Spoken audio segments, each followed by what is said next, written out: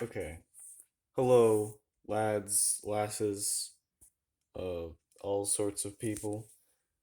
Um, Today I'm going to go over Santa's crimes. Merry Christmas, everyone. Um, so in the movie, The Christmas Chronicles and The Christmas Chronicles 2, Santa is actually the villain. He is not a good person. He is terrible, and let me just explain why. Santa's Crimes, Part 1. First of all, child endangerment. He allows two children to go on his sleigh that goes above the clouds, which they certainly should have died. Don't know how they didn't, but that's still child endangerment.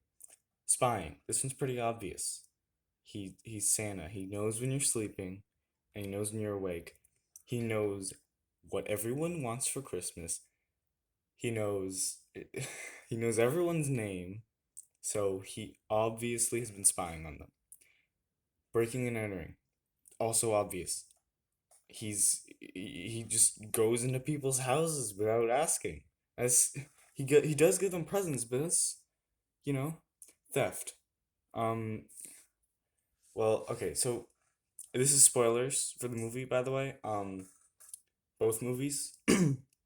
So at the end of the movie, the children, the sister and the brother had a tape of all their adventures, which is a bit sketchy, but he does steal it for his own personal enjoyment. Mass deception.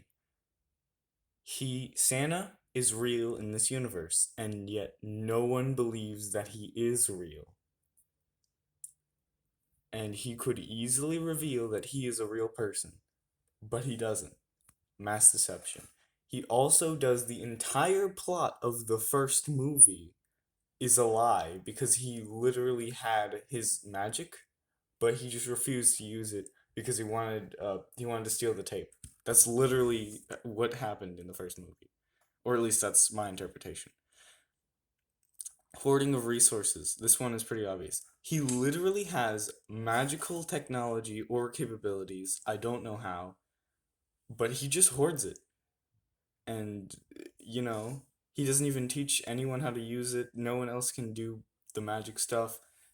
He doesn't allow other people to give presents or anything.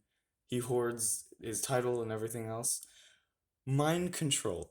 Um, so during the prison sequence, yes, Santa gets arrested. Yes, it is hilarious. Um, he literally mind controls the people in prison to perform a musical sequence, which is an amazing sequence, by the way. Nat 20 scene, but he mind controls them and forcefully makes them change clothes without their consent. They don't get naked, but they do instantly change clothes, which is kind of creepy. Um, Racism. Santa is racist in this movie. He's not racist against any of the human races, but there are elves in this movie, and he is definitely racist towards them. Now, he treats all the humans good, because they're humans and whatnot. Um, but the elves are not really seen as people in this movie, which is it kind of rubs me the wrong way because they are people. They speak language, they use technology, they have relationships and everything. But like he just doesn't treat them good. Okay, so there is some speculation that he could do worse things just from the first movie. But things really get bad in the second movie. Santa's Crimes, Part 2. Let's get the first one off the bat, slavery.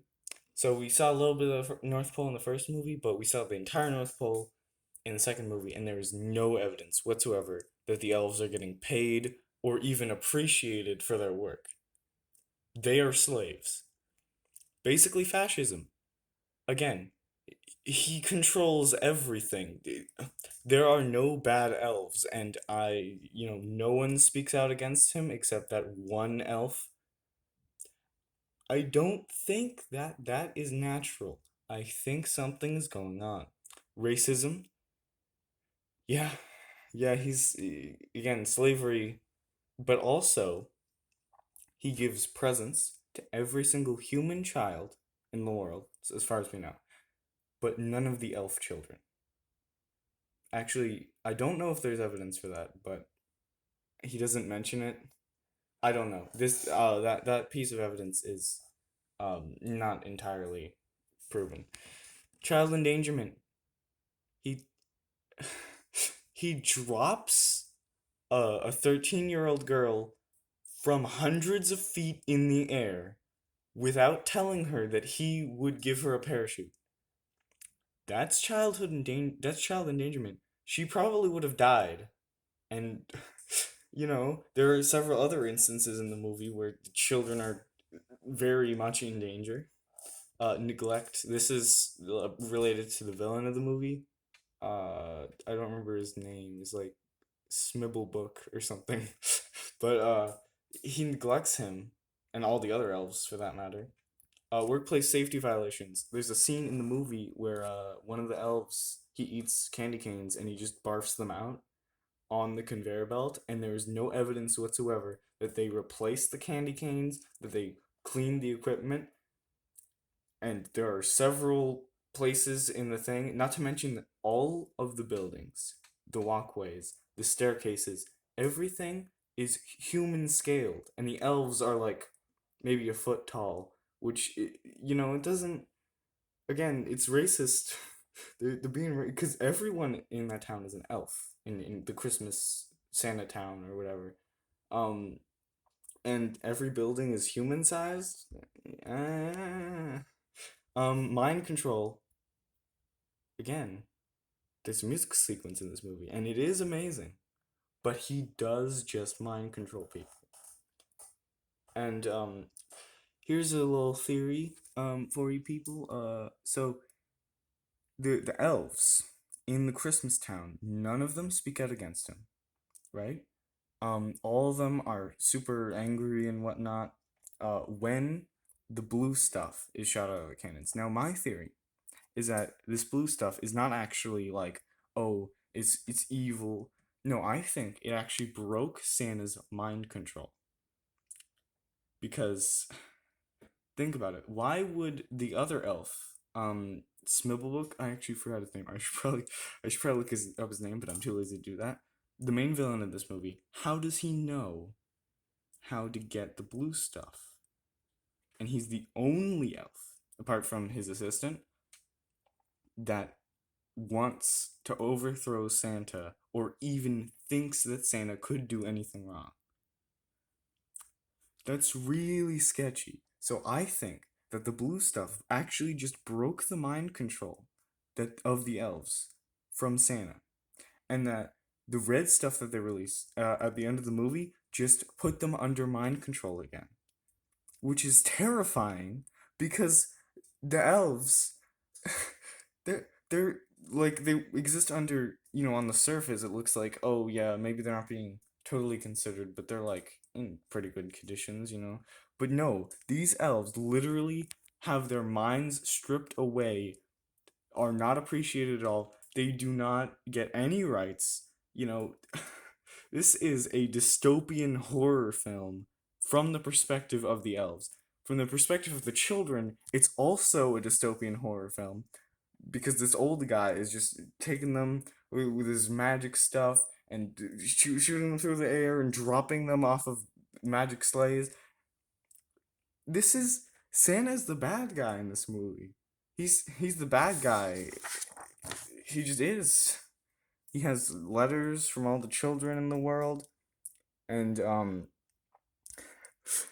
so at the very beginning of the second movie, the little girl asks for a wish. We don't really know what this wish is, but it is heavily implied that the wish is that she wants to run away, because that's the plot of the movie.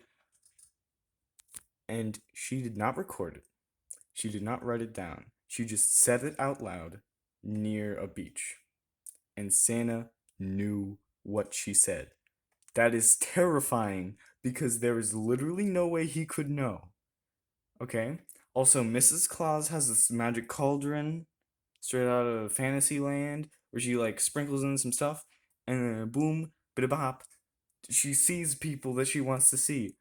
That's terrifying because they know everything, they can do everything. They're like Google and Amazon, but even worse because they have magic things that they can use. They have time travel and they don't give it to anyone. They don't tell people that this magic stuff exists. These are the villains. Okay? These are totally the villains. He also makes a magic veil around the North Pole that kills anyone that tries to come through because it isn't just a force field. No, no, no. He made an aurora borealis that like has lightning strikes that crash down and kill anyone that gets through, but he's the only one who can get through, which is terrifying. This man is terrifying. I'm this movie, man, these movies. Okay, goodbye everyone. I hope you understand what kind of danger you're in. Goodbye.